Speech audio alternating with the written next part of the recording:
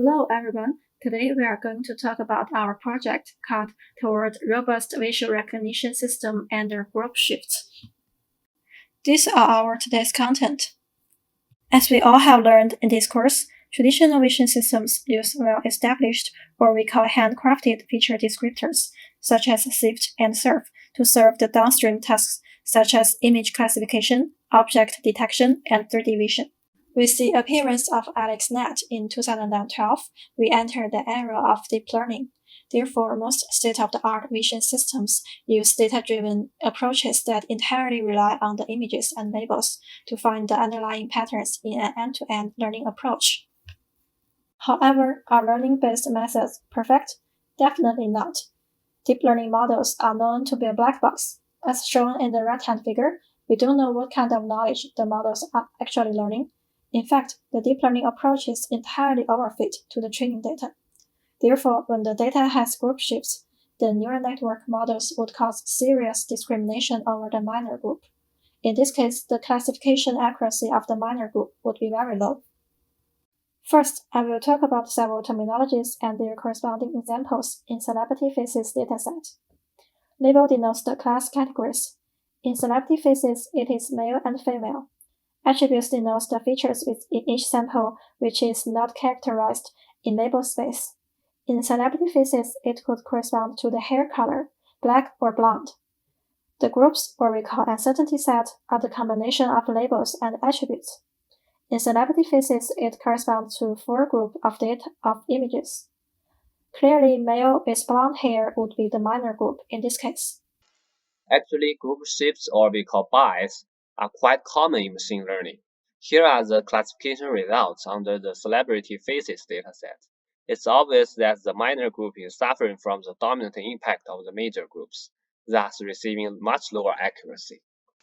What are the state-of-the-art methods that reduce group shifts? The first one is called distributionally robust optimization, which could minimize the worst-case loss.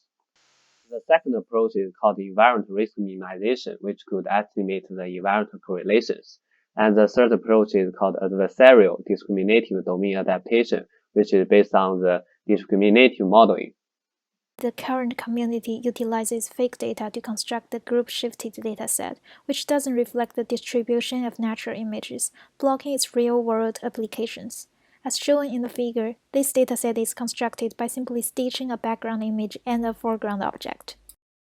Another limitation is that the current research community doesn't consider its robustness towards out-of-distribution samples. Real-world test images has a wide span of distribution. Therefore, determining whether test images belong to the in-distribution set is critical, which is not yet studied in the community. Here we study the robustness of neural network models under 4 diverse high-resolution out-of-distribution datasets. To evaluate the robustness towards the correlated image data, we set up 2 group-shifted datasets, Celebrity Faces and Birds. For Celebrity Faces, we focus on the classification of gender.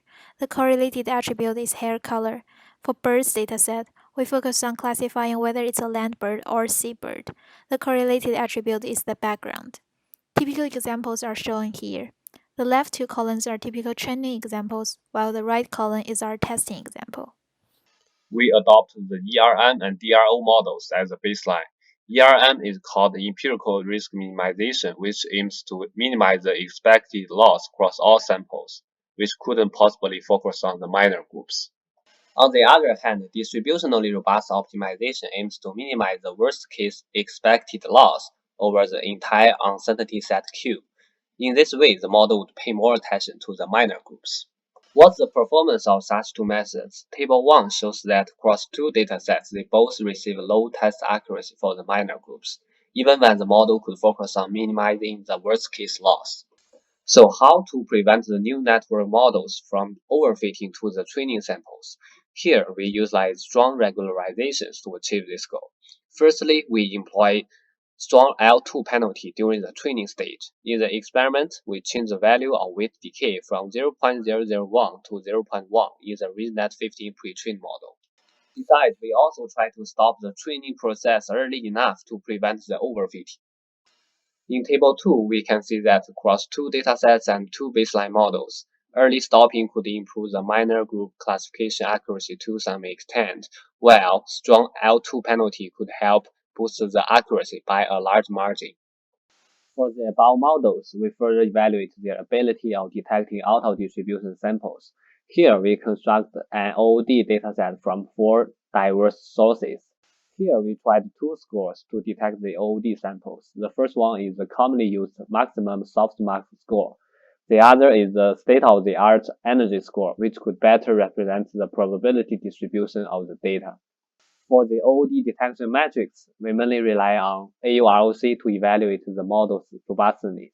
Besides, we also report the FPR95 and AUPR values. Here I show the OOD detection results using MSP score under the DRO model in Celebrity Faces dataset. Upward arrow means that higher values denote better performance, vice versa. Let's focus on AUROC, whose range is 0 to 100. We can see that the AUROC values are relatively very low, meaning that the group shift dataset made the neural network models fragile to OOD samples. Among all kinds of regularizations, strong L2 penalty still performs best. Table 4 shows the results under the energy score. We can see that the energy score works better than the MSP score. More counteractive results can be found using our GitHub repo. During this project, we know that strong regularization could achieve high accuracy for the minor group. Besides, the neural network models under group safety dataset are still quite fragile under the auto-distribution dataset. For the future work, we plan to improve the robustness even without knowing the attributes beforehand. Besides, we also plan to combine data augmentation techniques. Lastly, we plan to conduct experiments under the dataset that has a large number of semantic classes. Code and dataset are available at this link.